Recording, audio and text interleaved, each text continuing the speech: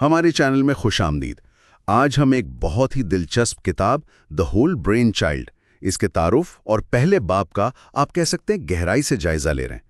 یہ کتاب والدین کے لیے بچوں کے ذہنی نشو و نما کو سمجھنے اور اسے بہتر بنانے کے لیے کچھ بڑی شاندار حکمت عملیاں بتاتی ہیں۔ تو آج ہماری کوشش یہی سمجھنا ہے کہ بھئی دماغ کیسے کام کرتا ہے، اس کی بنیادی باتیں جان کر والدین اپنے بچوں کی بہتر پرورش میں کیسے مدد کر سکتے ہیں۔ جی ہاں، اور کتاب کا جو مرکزی خیال ہے وہ بڑا زبردست ہے۔ یہ صرف روزمرہ کی مشکلات سے نمٹنے یعنی صرف سروائیو کرنے کے بارے میں نہیں ہے، بلکہ یہ اس بارے میں ہے کہ ہم اپنے بچوں کو واقعی پھلنے پھولنے مطلب تھرائیو کرنے میں کیسے مدد دے سکتے ہیں۔ یہ روزمرہ کے چیلنجز کو ایک طرح سے مواقع میں بدلنے کا نام ہے۔ یہ بات تو والدین میرا خیال ہے فوراً سمجھ جائیں گے۔ ہر کوئی چاہتا ہے کہ ان کے بچے خوش رہیں، پر اعتماد ہوں، کامیاب ہوں، لیکن سچ پوچھے تو اکثر دن بس بھاگ دوڑ میں ہی گزر جاتا ہے۔ کبھی ہوم ورک، کبھی کھانا، کبھی بچوں کی لڑائیاں سلجھانا، تو ایسا لگتا ہے کہ جان بوجھ کر ان خصوصیات کو ان کو پروان چڑھانے کا وقت ہی نہیں ملتا۔ بالکل یہی نکتہ ہے۔ کتاب اس سے کہتی ہے سروائیو اینڈ تھرائیو۔ وہ لمحات جب والدین یہ سوچ رہے ہوتے ہیں کہ بس یہ وقت کسی طرح گزر جائے، اصل میں بچوں کے ذہنی اور جذباتی نشوونما کے لیے بڑے سنہرے موقع ہوتے ہیں۔ اچھا، جیسے کہ؟ جیسے مثال کے طور پر جب بہن بھائی لڑ رہے ہوں تو غصے میں انہیں صرف الگ کر دینا، یہ تو ہوا سروائیو موڈ، ٹھیک؟ ہاں، بس جان چھڑائی۔ بالکل، لیکن اگر آپ اس موقع کو استعمال کریں، انہیں سمجھائیں کہ دوسرا کیا محسوس کر رہا ہے، اپنی بات عزت سے کیسے کہنی ہے اور کوئی بیچ کا راستہ، کوئی سمجھوتا کیسے نکالنا ہے، تو یہ تھرائیو کی طرف قدم ہے۔ اصل میں یہیں پر ان کے دماغ کی نشوونما ہو رہی ہوتی ہے۔ اور سب سے اچھی بات جو مجھے لگی وہ یہ کہ اس کے لیے کوئی الگ سے کلاس یا کوئی خاص وقت نکالنے کی ضرورت نہیں ہے۔ روزمرہ کی زندگی، چاہے وہ مشکل لمحات ہوں یا خوشی کے، انہی میں یہ سب ممکن ہے۔ لگتا ہے اس کا راز بچوں کے دماغ کے کام کرنے کے انداز کو سمجھنے میں ہے۔ آپ نے بالکل صحیح پکڑا، اور یہی بات ہمیں پہلے باب کی طرف لاتی ہے، جس کا عنوان ہی ہے دماغ کو ذہن میں رکھ کر والدین بننا۔ مطلب یہ صرف تھیوری نہیں، یہ بہت عملی چیز ہے۔ اس باب میں ایک مثال دی گئی ہے، وہ مجھے بہت اثر انگیز لگی۔ مارکو ایک 2 سالہ بچہ ہے، وہ اپنی آیا صوفیہ کے ساتھ ایک کار حادثے کا شکار ہوتا ہے۔ صوفیہ زخمی ہو جاتی ہیں اور انہیں ایمبولینس میں لے جایا جاتا ہے۔ اب ظاہر ہے مارکو بہت ڈرا ہوا ہے اور بار بار اپنی ماں ماریانا سے کہتا ہے آیا وہ یعنی صوفیہ ایمبولینس۔ یہ منظر کافی پریشان کن ہے۔ جی، اور یہ کہانی اس لیے اہم ہے کہ ماریانا نے اس صورتحال کو سنبھالا کیسے۔ زیادہ تر والدین شاید کیا کرتے؟ بچے کا دھیان بھٹانے کی کوشش کرتے، کہتے ارے کچھ نہیں، سب ٹھیک ہے۔ ہاں بالکل، ٹالا جاتا ہے ایسی باتوں کو۔ لیکن ماریانا، جو بچوں کے دماغ کے بارے میں تھوڑا بہت جانتی تھی، اس نے ایک بالکل مختلف طریقہ اپنایا۔ اس نے مارکو کو بار بار وہ کہانی سنانے میں مدد کی کہ کیا ہوا تھا۔ اس نے تسلیم کیا کہ ہاں یہ ڈراونا تھا، صوفیہ کو چوٹ لگی، ایمبولینس آئی تھی۔ اچھا، تو یہ صرف دھیان بٹانے سے بہتر کیوں تھا؟ مطلب دماغ میں کیا ہو رہا تھا اس وقت؟ یہاں پر انٹیگریشن کا تصور آتا ہے۔ دیکھیں، دماغ کے مختلف حصے ہوتے ہیں۔ مارکو کا جو دایاں دماغ تھا، جو جذبات، خوف اور تصویریں محسوس کرتا ہے، وہ حادثے کی وجہ سے بہت زیادہ متحرک تھا، اوورویلمڈ تھا۔ اور اس کا بایاں دماغ، جو منطق، زبان اور چیزوں کو ترتیب دیتا ہے، کہانی بناتا ہے، وہ جیسے پیچھے رہ گیا تھا۔ تو ماریانا نے بار بار کہانی دہرا کر مارکو کے دائیں دماغ کے جو شدید جذبات تھے ان کو بائیں دماغ کی منطق اور ترتیب سے جوڑنے میں مدد کی، لنک کیا۔ اس عمل نے مارکو کو اس خوفناک تجربے کو سمجھنے اور اس پر قابو پانے میں مدد دی۔ یہی انٹیگریشن ہے۔ انٹیگریشن یعنی دماغ کے مختلف حصوں کا مل کر کام کرنا۔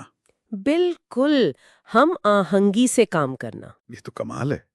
اس کا مطلب یہ ہوا کہ والدین جو تجربات بچوں کو فراہم کرتے ہیں، وہ براہ راست ان کے دماغ کی ساخت پر، اس کی وائرنگ پر اثر انداز ہوتے ہیں۔ بالکل، یہی تو نیورو پلاسٹیسٹی ہے۔ دماغ کوئی پتھر کی لکیر نہیں ہے، یہ مسلسل تجربات کی بنیاد پر بدلتا رہتا ہے، خاص طور پر بچپن میں تو بہت تیزی سے۔ تو والدین کے رد عمل، ان کا طریقہ کار، یہ سب بچے کے دماغ کے جو کنیکشنز ہیں ان کو مضبوط یا کمزور کرتے ہیں۔ ماریانا کی جو حکمت عملی تھی اس نے مارکو کے دماغ میں خوف سے نمٹنے کے لیے پازیٹیو راستے بنائے یوں سمجھے۔ واہ! کتاب میں ذہنی صحت کی وضاحت کے لیے ایک اور بڑی خوبصورت مثال ایک ستارہ ہے، خیریت کی ندی کا، ریور آف ویل بینگ۔ جب ہم اس ندی کے بہاؤ میں ہوتے ہیں تو ہم لچکدار، مستحکم اور پرسکون محسوس کرتے ہیں۔ جی ہاں، اور اس ندی کے دو خطرناک کنارے بھی ہیں۔ ایک طرف ہے انتشار یعنی کیوس کا کنارہ، جہاں ہر چیز بے قابو، طوفانی اور غیر متوقع محسوس ہوتی ہے، آپ بہہ رہے ہوتے ہیں۔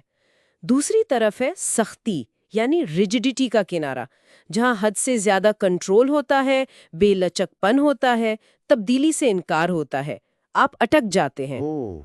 انٹیگریشن ہمیں ان دونوں کناروں سے بچا کر ندی کے پرسکون بہاؤ میں بیچ میں رہنے میں مدد دیتی ہے۔ اچھا، تو مطلب جب بچہ بہت زیادہ ضد کر رہا ہو، کسی ایک ہی بات پر اڑا ہوا ہو، وہ سختی ہوئی؟ جی اور یا پھر بالکل ہی قابو سے باہر ہو کے چیخ چلا رہا ہو، چیزیں پھینک رہا ہو، وہ انتشار ہے؟ بالکل، بچوں کا جو مشکل رویہ ہوتا ہے نا، وہ اکثر ان کی اندرونی حالت کی عکاسی ہوتا ہے۔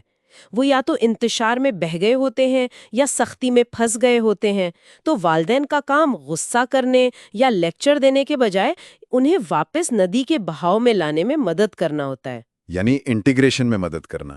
بالکل، مارکو کی مثال میں وہ انتشار کے کنارے پر تھا، خوف سے بے قابو، اور ماریانا نے اسے واپس بہاؤ میں لانے میں مدد کی۔ تو آج کی گفتگو کا نچوڑ یہ نکلا کہ والدین کے لیے روزمرہ کے چیلنجز، چاہے وہ کتنے ہی مشکل کیوں نہ لگیں، دراصل بچوں کے دماغ کی صحت مند نشوونما اور انٹیگریشن کو فروغ دینے کے بڑے قیمتی مواقع ہیں۔ دی ہول برین چائلڈ ہمیں دماغ کے کام کرنے کے بنیادی اصول سکھا کر یہ بتاتی ہے کہ ہم صرف دن گزارنے، صرف سروائیو کرنے کے بجائے اپنے بچوں کو واقعی پھلنے پھولنے، فرائیو کرنے میں کیسے مدد دے سکتے ہیں۔ یہ ایک بہت بہت پر امید پیغام ہے۔ یقیناً، اور اس گفتگو کے اختتام پر ایک سوچنے کی بات یہ چھوڑ جاتے ہیں ناظرین کے لیے کہ اگر والدین یہ پہچاننا شروع کر دیں کہ ان کا بچہ اس وقت انتشار کے کنارے پر ہے یا سختی کے کنارے پر، تو کیا اس سے ان کے اپنے رد عمل کا طریقہ بدلے گا؟ کیا وہ بچے کے رویے کے پیچھے چھپی ضرورت کو شاید بہتر طور پر سمجھ پائیں گے؟ اس کتاب میں اس حوالے سے اور بھی بہت سی عملی حکمت عملی موجود ہیں جن پر ہم آئندہ بھی بات کر سکتے ہیں۔ خوش آمدید۔ پچھلی بار ہم نے دی ہول برین چائلڈ کے پہلے باب پر بات کی تھی۔ آج ہم ذرا گہرائی میں جا رہے ہیں، خاص طور پر دوسرے باب کے حوالے سے۔ دو دماغ ایک سے بہتر ہیں، بایاں اور دایاں دماغ کو مربوط کرنا۔ عنوان تو سیدھا سا ہے، مگر لگتا ہے اس میں بچوں کے جذباتی اتار چڑھاؤ کو سمجھنے کی کافی گہری باتیں ہیں۔ بالکل، یہ باب اصل میں اسی چیز کو کھولتا ہے کہ ہمارا دماغ، خاص طور پر بچوں کا دماغ، کیسے دو، آپ کہہ سکتے ہیں، مختلف انداز میں کام کرتا ہے، بایاں حصہ اور دایاں حصہ۔ اور سب سے اہم بات یہ ہے کہ ان دونوں کا مل کر کام کرنا، یعنی مربوط ہونا، کیوں ضروری ہے؟ تاکہ بچہ جذباتی طور پر ٹھیک رہے، خوش رہے۔ یہ صرف تھیوری نہیں، یہ روزمرہ والدینیت کے لیے بہت عملی چیز ہے۔ تو آئیے ذرا دیکھتے ہیں یہ دو حصے ہیں کیا، مطلب کتاب انہیں کیسے بیان کرتی ہے، بایاں دماغ کیا کرتا ہے اور دایاں کیا؟ جی، کتاب کے مطابق بایاں دماغ جو ہے وہ بڑا منطقی ہے، ترتیب پسند، لفظی اور زبان والا حصہ ہے۔ وہ تفصیلات پہ غور کرتا ہے، جیسے قانون کا لفظ۔ دوسری طرف دایاں دماغ جو ہے وہ زیادہ مجموعی تصویر دیکھتا ہے۔ یہ غیر زبانی اشاروں، بڑے جذبات، ذاتی یادوں اور تجربات کی دنیا ہے۔ یوں سمجھے کہ قانون کی روح کی طرح۔ اور یہ نقطہ بہت اہم ہے کہ چھوٹے بچے، خاص طور پر شروع کے سالوں میں، وہ زیادہ تر اپنے دائیں دماغ سے ہی دنیا کو محسوس کرتے ہیں۔ اچھا، تو اگر چھوٹے بچے زیادہ تر دائیں دماغ سے چل رہے ہیں تو اس کا مطلب ہے وہ زیادہ جذباتی ہوئے، تجرباتی ہوئے، تو پھر مسائل کب شروع ہوتے ہیں؟ مسائل تب آتے ہیں جب یہ توازن بگڑ جائے، جب دایاں دماغ حاوی ہو جائے تو بچہ بس جذبات کے ایک سیلاب میں بہہ جاتا ہے۔ اسے آپ جذباتی سیلاب کہہ سکتے ہیں۔ وہ پھر کچھ سنتا نہیں، سمجھتا نہیں۔ لیکن اگر بایاں دماغ بہت زیادہ حاوی ہو تو وہ ایک جذباتی صحرا سا بن جاتا ہے، مطلب احساسات کو بالکل ہی نظر انداز کر دیا جاتا ہے۔ بچہ جیسے اپنی اندرونی کیفیت سے کٹ سا جاتا ہے۔ کتاب میں اسے ایک دریا میں بہنے کی مثال سے سمجھایا گیا ہے۔ ایک کنارہ ہے افراتفری یعنی دایاں دماغ، اور دوسرا کنارہ ہے سختی یعنی بایاں دماغ۔ انضمام یعنی دونوں کو جوڑنا وہ ہمیں دریا کے بیچ میں رکھتا ہے، پرسکون بہاؤ میں۔ یہ دریا والی مثال اچھی ہے، بہت واضح ہے۔ تو پھر سوال یہ ہے کہ والدین اس توازن کو بنانے میں یعنی انضمام میں مدد کیسے کر سکتے ہیں؟ باب میں پہلی حکمت عملی ہے کنیکٹ اینڈ ری ڈائریکٹ، یعنی جڑیں اور رہنمائی کریں۔ یہ عملی طور پر کیسے کام کرتی ہے؟ جی، یہ بہت بہت مؤثر حکمت عملی ہے۔ جب بچہ جذباتی طوفان میں ہو نا، دایاں دماغ پوری طرح حاوی ہو، تو پہلا قدم یہ نہیں کہ آپ اسے منطق سمجھائیں یا ڈانٹیں۔ پہلا قدم ہے جڑنا، یعنی ہمدردی سے اس کے احساسات کو تسلیم کرنا۔ یہ دائیں دماغ سے دائیں دماغ کا رابطہ ہے۔ اس میں آپ قریب جا سکتے ہیں، آرام سے بول سکتے ہیں، اس کے جذبے کو نام دے سکتے ہیں، جیسے مجھے لگ رہا ہے تم بہت غصے میں ہو، یا تم بہت مایوس لگ رہے ہو۔ صرف جب یہ جذباتی رابطہ بن جائے، بچہ تھوڑا پرسکون محسوس کرے، تب آپ رہنمائی کر سکتے ہیں، یعنی تب بائیں دماغ کو شامل کر کے مسئلے کا حل بتائیں یا کوئی حد مقرر کریں یا وضاحت دیں۔ پہلے جذبات، پھر منطق۔ اچھا، یعنی پہلے احساسات کو ماننا، ان کی توثیق کرنا، اور پھر مسئلے کے حل کی طرف جانا۔ سننے میں تو یہ بہت منطقی لگتا ہے، حالانکہ غصے یا پریشانی کے لمحے میں شاید یہ یاد رکھنا مشکل ہو۔ دوسری حکمت عملی ہے name it to tame it, یعنی نام دیں تاکہ قابو پائیں۔ اس کا کیا مطلب ہے؟ یہ بھی انضمام کا ایک بہت اہم طریقہ ہے۔ اس میں بنیادی طور پر یہ ہے کہ آپ بچے کو اس کے پریشان کن یا ڈراؤنے تجربے کی کہانی سنانے میں مدد کریں۔ جب بچہ اپنی کہانی سناتا ہے، کیا ہوا تھا، اسے کیسا محسوس ہوا تھا، تو وہ اصل میں اپنے بائیں دماغ کی صلاحیتیں استعمال کر رہا ہوتا ہے۔ الفاظ، ترتیب، منطق، تاکہ وہ اپنے دائیں دماغ کی جو شدید جذبات ہیں یا الجھے ہوئے احساسات ہیں ان کو سمجھ سکے، ان کو منظم کر سکے۔ کتاب میں مارکو کی مثال ہے، جو ایک حادثے کے بعد آیا وہ بول کر، یا جیک جو اپنی بائک گرنے کے بعد پوری کہانی سنا کر اپنے خوف پر قابو پاتا ہے۔ اور تحقیق بھی یہی بتاتی ہے کہ صرف جذبات کو نام دینے سے بھی دماغ کے جو جذباتی مراکز ہیں وہ اصل میں پرسکون ہوتے ہیں۔ یہ تو حیران کن بات ہے کہ صرف بات کرنے یا کہانی سنانے کا اتنا آپ کہہ رہے ہیں کہ حیاتیاتی اثر بھی ہوتا ہے۔ یہ واقعی دکھاتا ہے کہ بایاں دماغ دائیں دماغ کے تجربات کو سمجھنے میں کیسے مددگار ہے۔ بالکل، اور مصنفین یہ بھی واضح کرتے ہیں کہ یہ حکمت عملی صرف چھوٹے بچوں تک محدود نہیں، یہ ہر عمر میں کام آتی ہے، ہم بڑوں کے لیے بھی۔ اور ایک اور اہم بات وہ یہ کہتے ہیں کہ والدین کو خود اپنے رجحانات پر بھی غور کرنا چاہیے کہ کیا وہ خود مشکل وقت میں جذباتی سیلاب کی طرف جاتے ہیں یا جذباتی صحرا کی طرف، کیونکہ ہمارا اپنا توازن بھی بچوں کے ساتھ ہمارے تعلق پر اثر ڈالتا ہے۔ تو خلاصہ کریں تو باب 2 ہمیں 2 بہت اہم عملی طریقے دیتا ہے۔ پہلا، بچے سے پہلے جذباتی سطح پر جڑیں، پھر منطق کی طرف لائیں۔ اور دوسرا، انہیں اپنے تجربات کو کہانی کی شکل دینے میں مدد کریں تاکہ وہ اپنے بڑے جذبات کو سمجھیں اور قابو پا سکیں۔ یہ صرف رویے کو ٹھیک کرنا نہیں، یہ تو دماغ کی صحت مند نشو و نما میں مدد کرنے جیسا ہے۔ یقیناً، یہ بائیں اور دائیں دماغ کی جو حرکیات ہیں ان کو سمجھنا والدین کو ایک طرح کا فریم ورک دیتا ہے۔ وہ بچوں کے مشکل رویوں کو صرف ایک مصیبت سمجھنے کے بجائے دماغ کی نشو و نما کے ایک موقع کے طور پر دیکھ سکتے ہیں۔ اور آج کے لیے ایک آخری سوچ جس پر غور کیا جا سکتا ہے، یہ جاننا کہ ہم خود بطور والدین یا ایک فرد کے جذباتی سیلاب یعنی حد سے زیادہ جذبات میں بہہ جانے یا جذباتی صحرا یعنی جذبات سے بالکل کٹ جانے میں سے کس طرف زیادہ مائل ہیں۔ یہ سمجھ ہمارے بچوں کی جذباتی حالتوں پر ہمارے رد عمل کو کیسے بہتر بنا سکتی ہے۔ ہمارے ساتھ شامل ہونے کا شکریہ۔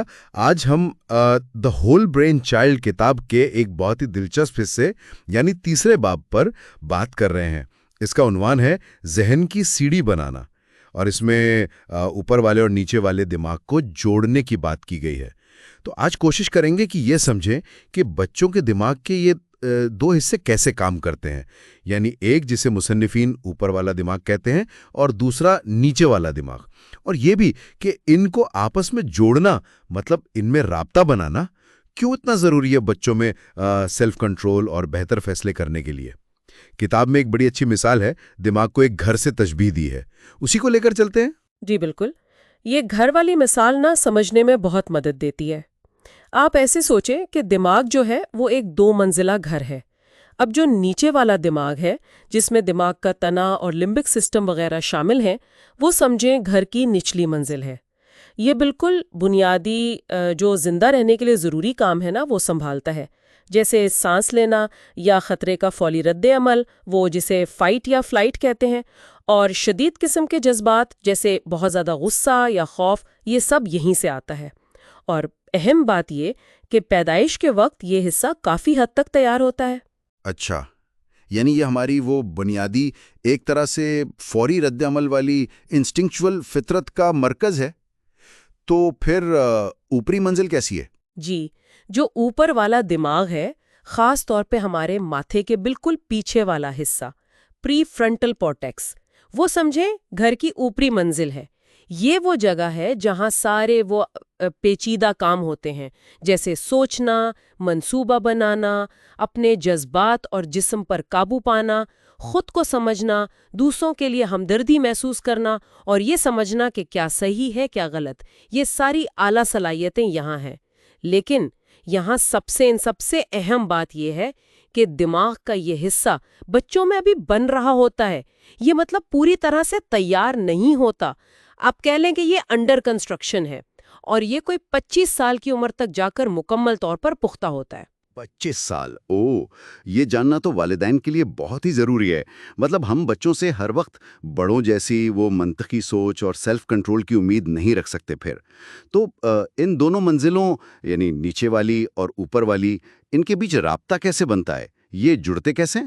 ہاں، یہیں پر وہ عمودی انضمام یا ورٹیکل انٹیگریشن کا آئیڈیا آتا ہے۔ کتاب اسے کہتی ہے ذہن کی سیڑھی بنانا۔ یہ اصل میں نچلی منزل یعنی وہ بنیادی جذبات اور رد عمل، اور اوپری منزل یعنی سوچ، بچار اور کنٹرول، ان کے درمیان ایک رابطہ ہے، ایک سیڑھی ہے۔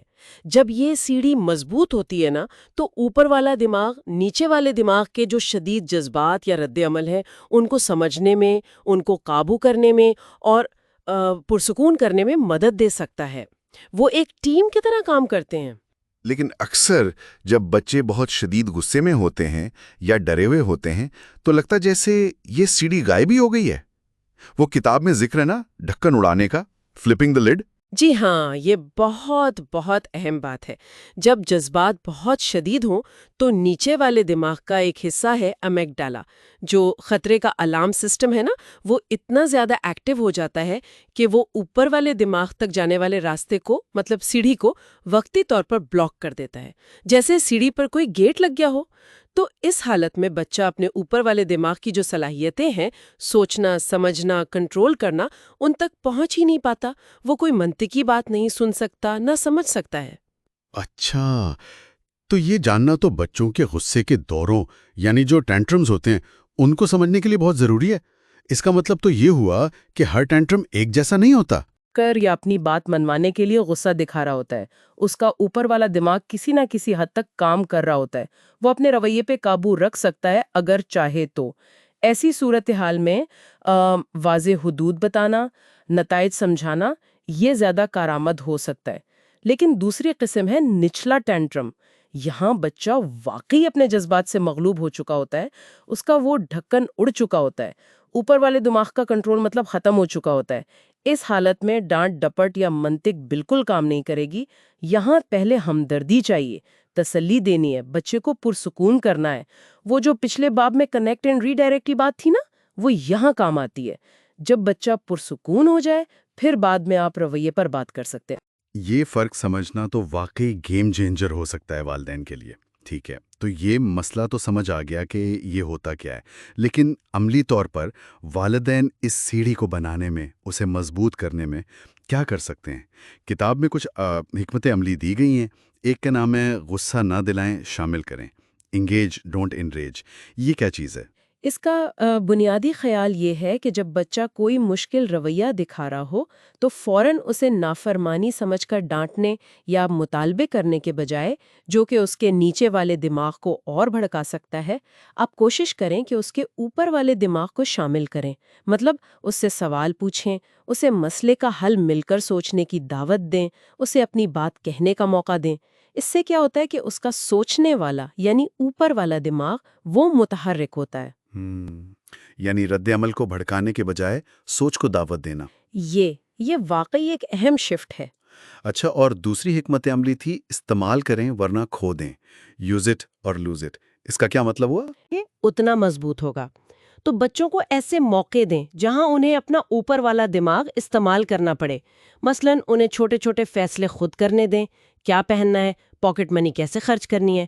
انہیں اپنے جذبات پر قابو پانے کی مشق کرائیں، جیسے گہری سانس لینا سکھائیں یا 10 تک گننا جب غصہ آئے۔ ان سے پوچھیں کہ وہ کیسا محسوس کر رہے ہیں اور کیوں۔ اس سے ان میں سیلف اویئرنیس، خود شناسی بڑھے گی۔ دوسروں کے احساسات کے بارے میں سوچنے کو کہیں، اس سے ہمدردی پیدا ہوگی، اور صحیح غلط پر بات چیت کریں۔ یہ سب اوپر والے دماغ کی ورزشیں ہیں اصل میں۔ یہ تو بہت ہی عملی مشورے ہیں، روزمرہ میں کرنے والے کام ہیں۔ اور ایک آخری حکمت عملی، حرکت کریں ورنہ کھو دیں، موو اٹ اور لوز اٹ۔ یہ بھی کافی دلچسپ ہے۔ جسمانی حرکت کا کیا تعلق ہے اس سے؟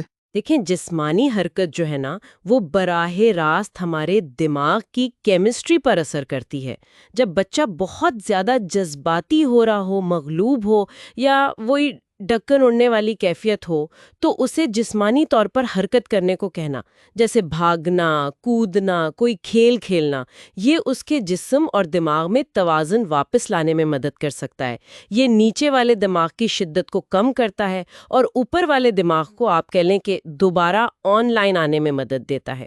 زبردست۔ تو خلاصہ یہ ہوا کہ دماغ کے ان اوپر والے اور نیچے والے حصوں کو سمجھنا اور ان کے درمیان جو رابطہ ہے، یعنی وہ سیڑھی، اس کو سمجھنا، یہ والدین کو نہ صرف حقیقت پسندانہ توقعات رکھنے میں مدد دیتا ہے، بلکہ یہ روزمرہ کی جو مشکلات آتی ہیں نا بچوں کے ساتھ، ان کو ان کی ذہنی اور جذباتی صلاحیتیں بڑھانے کے مواقع میں بدلنے کا راستہ بھی دکھاتا ہے۔ بالکل، یہ ایک طرح سے زاویہ نگاہ بدل دیتا ہے۔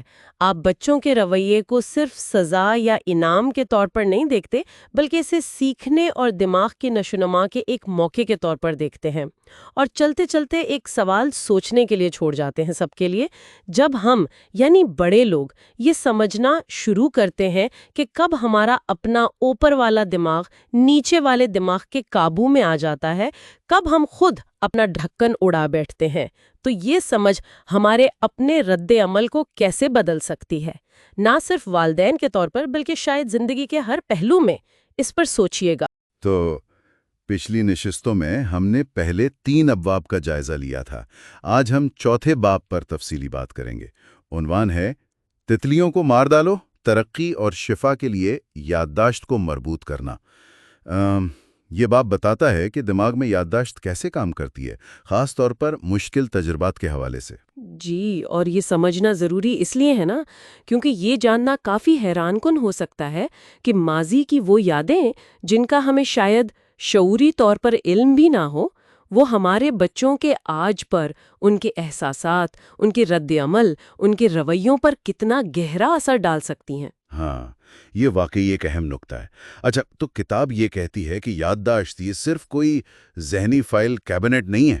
اس کی کم از کم 2 بنیادی قسمیں ہے نا۔ ایک ہے واضح ایکسپلیسٹ میموری، یعنی وہ واقعات، وہ حقائق جنہیں ہم شعوری طور پر یاد کر سکتے ہیں۔ جی، اور دوسری قسم جو اس باب میں زیادہ اہم ہے وہ ہے مضمر یادداشت، امپلیسٹ میموری۔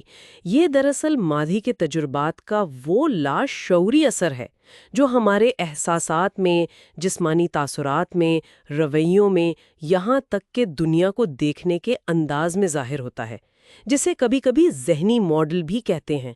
اور یہ یادیں یہ تو پیدائش سے بھی پہلے بننا شروع ہو جاتی ہیں، اور ضروری نہیں کہ ہمیں وہ اصل واقعہ یاد ہو جس نے انہیں جنم دیا۔ اچھا، جیسے وہ کتاب میں مثال تھی وہ تیراکی سے ڈرنے والے بچے کی، جسے شاید برسوں پہلے پانی میں کوئی برا تجربہ ہوا تھا مگر وہ شعوری طور پر بھول چکا تھا، تو اس کا ڈر وہ دراصل اسی مضمر یادداشت کا نتیجہ تھا۔ بالکل صحیح، یہی تو مضمر یادداشت کی آپ کہہ لیں طاقت بھی ہے اور پیچیدگی بھی۔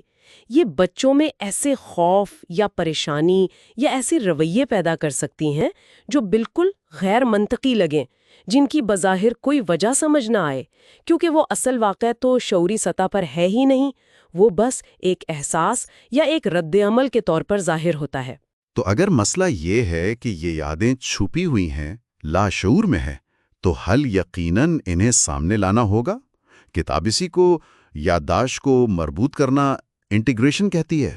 جی ہاں، مرکزی خیال یہی ہے کہ ان مضمر بکھرے ہوئے تجربات کو، یعنی احساسات، تصاویر، جسمانی تاثرات، ان سب کو شعور کی سطح پر لایا جائے، انہیں واضح یادداشت کا حصہ بنایا جائے۔ اس عمل میں دماغ کا ایک حصہ ہے ہپوکیمپس، وہ بہت اہم کردار ادا کرتا ہے۔ وہ یادداشت کو منظم کرتا ہے، وہ ان بکھرے ہوئے ٹکڑوں کو جوڑ کر ایک پوری کہانی بناتا ہے۔ اور یہ عمل پھر بچوں کو اپنے تجربات کو سمجھنے میں مدد دیتا ہوگا، ان پر قابو پانے میں۔ کتاب والدین کے لیے کچھ عملی طریقے بھی بتاتی ہے، ٹھیک؟ پہلی حکمت عملی ہے ذہن کا ریموٹ کنٹرول استعمال کریں۔ جی، یہ خاص طور پر جو تکلیف دہ یادیں ہیں نا، ان کے لیے بہت مفید ہے۔ مطلب جب بچہ اس یاد کو بیان کر رہا ہو تو اسے یہ اختیار دیں کہ وہ کہانی کو اپنی مرضی سے روک سکے، پاز کر سکے، پیچھے کر سکے، ریوائنڈ، یا تیزی سے آگے بڑھا سکے، فاسٹ فارورڈ۔ اس سے بچے کو صورتحال پر کنٹرول کا احساس ملتا ہے، قابو کا احساس، جو تکلیف دہ یادوں سے نمٹنے کے لیے بہت ضروری ہے۔ یہ خوف کو کم کرتا ہے، سمجھنے میں مدد دیتا ہے۔ کنٹرول کا احساس دینا، ہاں، یہ نفسیاتی طور پر تو بہت طاقتور ہو سکتا ہے۔ اور دوسری حکمت عملی ہے یاد کرنا، یاد رکھیں۔ یہ تھوڑا مبہم سا نہیں لگتا؟ یاد کرنا، یاد رکھیں۔ نہیں، اس کا مطلب بہت آسان ہے۔ اس کا مطلب ہے بچوں کو ماضی کے واقعات یاد کرنے کی باقاعدگی سے مشق کروائیں۔ یہ کوئی امتحان نہیں ہے، بلکہ روزمرہ گفتگو کا حصہ بنائیں۔ جیسے رات کے کھانے پر بیٹھے ہیں، یا گاڑی میں کہیں جا رہے ہیں، یا ویسے ہی گپ شپ کر رہے ہیں، تو ان سے پوچھیں ان کے دن میں کیا ہوا، انہیں کیسا محسوس ہوا، پچھلے ہفتے کیا خاص بات ہوئی تھی۔ تصویری البم دیکھنا، پرانی کہانیاں سنانا، یا ایک میموری بک بنانا، یہ سب اسی کا حصہ ہے۔ اچھا، تو مقصد یہ ہے کہ یاد کرنے کا عمل وہ ایک معمول بن جائے تاکہ دماغ وہ واضح اور مضمر یادوں کو جوڑنے میں ماہر ہو جائے۔ بالکل صحیح۔ اس مشق سے نہ صرف یادداشت بہتر ہوتی ہے، بلکہ یہ بچوں کو اپنے ماضی کے تمام تجربات کو، اچھے بھی برے بھی، ان کو ایک مربوط ذاتی تاریخ کے طور پر سمجھنے میں مدد دیتی ہے۔ یہ ان کی واضح اور مضمر یادداشتوں کو مربوط کرنے کی صلاحیت کو مضبوط کرتا ہے۔ تو خلاصہ یہ ہوا کہ چوتھا باب ہمیں یادداشت کی ان دو اقسام کے بارے میں بتاتا ہے، خاص طور پر مضمر یادداشت کے اثرات، اور پھر ان تجربات کو مربوط کرنے کی اہمیت۔ اور یہ والدین کو عملی طریقے بھی سکھاتا ہے کہ وہ اس عمل میں بچوں کی مدد کیسے کر سکتے ہیں۔ جی ہاں، اور ان مضمر یادوں کو سمجھ کر اور انہیں واضح بنا کر ہم صرف جذباتی زخموں کو بھرنے میں ہی مدد نہیں کرتے، بلکہ ہم بچوں میں خود شناسی، اندرونی مضبوطی اور مستقبل کی مشکلات کا سامنا کرنے کے لیے لچک پیدا کرنے کی بنیاد بھی رکھتے ہیں۔ یہ انہیں اپنی زندگی کی کہانی کا مالک بناتا ہے۔ یہ سب سوچ کر ایک سوال ذہن میں آتا ہے، کہیں ہمارے اپنے بچپن کے غیر حل شدہ تجربات اور ہماری اپنی مضمر یادیں وہ ہمارے والدین بننے کے انداز پر تو اثر انداز نہیں ہو رہی ہیں؟ شاید اس پر غور کرنا بھی اہم ہو۔ تو آج ہم کتاب دی ہول برین چائلڈ کے ایک بہت ہی آپ کہہ لیں اہم بات پر بات کر رہے ہیں۔ جی، چیپٹر 5، جی، میرا متحدہ امریکہ، خودی کے کئی حصوں کو یکجا کرنا۔ بالکل، اور اس میں فوکس یہ ہے کہ بچے بلکہ ہم بڑے بھی کیسے اپنے اندر کی جو مختلف آوازیں ہیں، مختلف حصے ہیں، ان کو سمجھیں اور جوڑیں۔ صحیح کہا۔ اصل میں اس پورے باب کی بنیاد ہے مائنڈ سائٹ، یعنی اپنے ذہن کے اندر جھانکنے کی صلاحیت۔ مائنڈ سائٹ، ٹھیک۔ یہ صرف یہ جاننا نہیں کہ میں کیا سوچ رہی ہوں یا محسوس کر رہی ہوں، یہ اس سے گہری بات ہے۔ یہ سمجھنا کہ ہمارے اندر خیالات ہیں، احساسات ہیں، یادیں ہیں، جسم کی سنسناہٹیں ہیں، ایک پوری دنیا ہے، ایک پوری اندرونی دنیا۔ جی ہاں، اور ان سب بکھرے ہوئے ٹکڑوں کو جوڑ کر ایک مربوط، ایک مکمل میں کیسے بنتی ہے۔ کتاب میں جوش کی مثال ہے، وہ 11 سال کا لڑکا، وہ بظاہر تو ہر چیز میں پرفیکٹ تھا، اسکول میں، کھیلوں میں، ہاں، لیکن اندر سے اندر سے وہ خود کو کمتر سمجھتا تھا، ہر وقت ایک دباؤ میں کہ مجھے بہترین ہونا ہے۔ تو یہ دکھاتا ہے کہ جب اندرونی حصے جڑے ہوئے نہ ہوں تو کیسا لگتا ہے نا؟ بالکل، اور یہیں پر وہ آگاہی کا پہیہ وہیل آف اویئرنیس بہت مددگار ثابت ہوتا ہے۔ اچھا، یہ کیا چیز ہے وہیل آف اویئرنیس؟ آپ ایسے سوچیں جیسے سائیکل کا پہیہ ہوتا ہے، بیچ میں ایک مرکز ہوتا ہے، ہب، ٹھیک ہے، ہب۔ اور باہر کی طرف پورا گول کنارہ، رم۔ اب یہ جو کنارہ ہے نا، یہ وہ سب کچھ ہے جس پر ہمارا دھیان جا سکتا ہے۔ کیا کیا چیزیں مثلاً؟ مطلب ہماری 5 حصوں سے جو معلومات آ رہی ہیں، جو ہم دیکھ رہے ہیں، سن رہے ہیں، چھک رہے ہیں، پھر ہمارے جسم کے اندر کے احساسات جیسے دل کی دھڑکن، پیٹ میں گڑبڑ، اوکے۔ پھر ہمارے خیالات، ہمارے جذبات، ہماری یادیں، امیدیں، خواب، یہ سب کنارے پر ہیں۔ تو پھر مرکز یعنی ہب کا کیا کام ہے؟ مرکز وہ جگہ ہے، وہ آپ کی آگاہی کا مقام ہے، جہاں سے آپ ان سب چیزوں کو جو کنارے پر ہو رہی ہیں دیکھ سکتے ہیں، ان کا مشاہدہ کر سکتے ہیں۔ اچھا، تو جیسے میں ابھی آپ کی بات سن رہا ہوں، یہ کنارے پہ ہے اور میں جو سن رہا ہوں اس کا شعور مرکز میں ہے؟ بالکل، اور مرکز کی خاص بات یہ ہے کہ یہ پرسکون ہے۔ یہاں سے آپ انتخاب کر سکتے ہیں کہ کنارے کی کس چیز پر توجہ دینی ہے۔ جوش کی مثال میں وہ کنارے پر موجود منفی خیالات جیسے میں کافی اچھا نہیں ہوں، ان میں پھنس گیا تھا۔ مطلب وہ وہیں اٹک گیا تھا؟ جی، وہ مرکز میں واپس آ کر یہ نہیں دیکھ پا رہا تھا کہ یہ صرف ایک خیال ہے یا ایک احساس ہے، یہ میری پوری ذات نہیں ہے۔ یہ تو بہت اہم فرق ہے، محسوس کرنا اور ہونا۔ بچے اکثر یہ گڑبڑ کر دیتے ہیں نا؟ ہاں، اور ہم بڑے بھی کرتے ہیں۔ مطلب میں اداسی محسوس کر رہا ہوں کہ بجائے وہ کہتے ہیں میں اداس ہوں، جیسے یہ ان کی مستقل پہچان ہو۔ صحیح۔ جب آپ کنارے پر اٹک جاتے ہیں تو آپ بھول جاتے ہیں کہ آپ اس احساس سے کہیں زیادہ بڑے ہیں۔ مرکز میں رہ کر آپ فاصلے سے دیکھ سکتے ہیں، ہاں ابھی کنارے پر اداسی ہے، لیکن میرا مرکز اس کا مشاہدہ کر رہا ہے۔ اور اس کا تعلق نیوروپلاسٹسٹی سے بھی ہے، آپ نے ذکر کیا تھا۔ جی بالکل، یہ بہت زبردست بات ہے۔ نیوروپلاسٹسٹی کا مطلب ہے کہ ہمارا دماغ کوئی پتھر کی لکیر نہیں ہے، وہ بدلتا ہے۔ کیسے بدلتا ہے؟ ہمارے تجربات سے، اور خاص طور پر اس چیز سے جس پر ہم اپنی توجہ مرکوز کرتے ہیں۔ آپ جس چیز پر بار بار دھیان دیں گے، دماغ میں اس کے کنیکشنز، اس کے راستے مضبوط ہوتے جائیں گے۔ جیسے وہ جیسن والی مثال تھی کتاب میں، جو پنکھے سے ڈرتا تھا۔ ہاں، وہ چھت کے پنکھے سے ڈرتا تھا۔ تو آگاہی کے پہیے کے ذریعے اسے پہلے مرکز میں لایا گیا، جہاں سے وہ اپنے ڈر کو جو کنارے پر تھا دیکھ سکے۔ صرف دیکھ سکے، اس میں بہے بغیر؟ بالکل، اور پھر اسے سکھایا گیا کہ وہ شعوری طور پر اپنی توجہ دوسری چیزوں پر ڈالیں، جیسے اپنے والدین پر بھروسہ یا کوئی اچھی یاد۔ بار بار ایسا کرنے سے دماغ میں ڈر والا راستہ کمزور ہوا اور محفوظ محسوس کرنے والا راستہ مضبوط ہوا۔ واہ! تو ہم اپنی توجہ کو استعمال کر کے اپنے دماغ کو ایک طرح سے ریوائر کر سکتے ہیں؟ کہہ سکتے ہیں، یہ توجہ کی طاقت ہے۔ اس لیے یہ جاننا کہ مرکز میں کیسے آنا ہے اور توجہ کہاں مرکوز کرنی ہے بہت اہم ہے۔ تو اس کے لیے کتاب کیا عملی طریقے بتاتی ہیں بچوں کے ساتھ کرنے کے لیے؟ 2 بہت اچھی حکمت عملی بتائی گئی ہیں۔ پہلی ہے حکمت عملی نمبر 8، جذبات کے بادلوں کو گزرنے دیں۔ جذبات کے بادل؟ جی، مطلب بچوں کو یہ سکھانا کہ احساسات جو ہیں وہ موسم کی طرح ہوتے ہیں، آتے ہیں کبھی تیز کبھی ہلکے اور پھر گزر جاتے ہیں۔ وہ حقیقی ہوتے ہیں مگر وہ ہمیشہ نہیں رہتے۔ اور وہ آپ نہیں ہوتے، وہ صرف ایک تجربہ ہوتا ہے۔ بالکل، وہ آپ کی پوری ذات نہیں ہوتے۔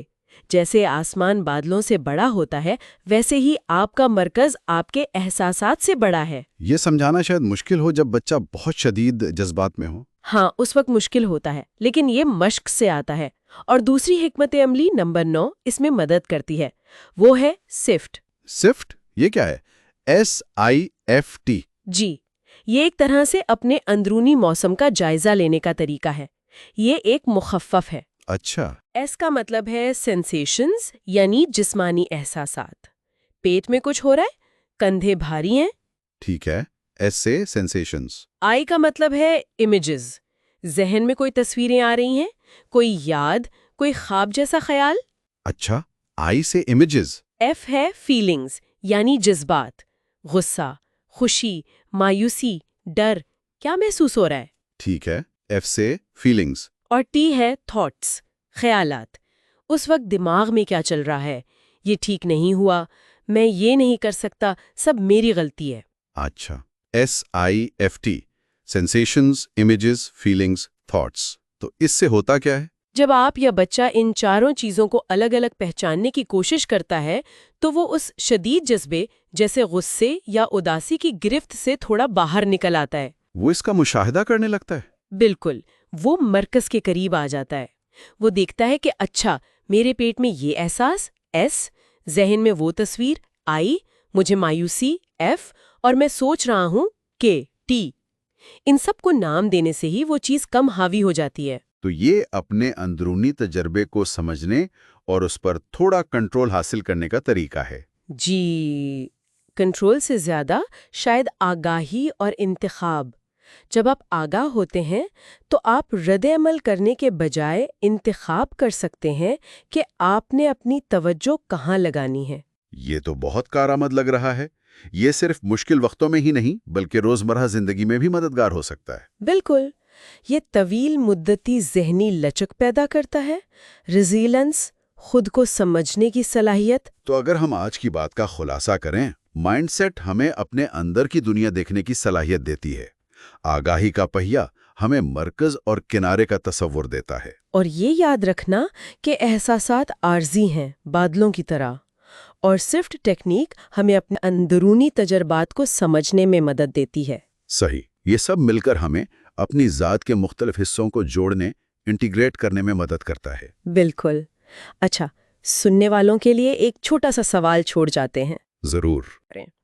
دیکھیں کہ ابھی اس وقت آپ کے پہیے کے کنارے پر کیا چل رہا ہے، کون سے خیالات، کون سے احساسات، جسم میں کیا محسوس ہو رہا ہے۔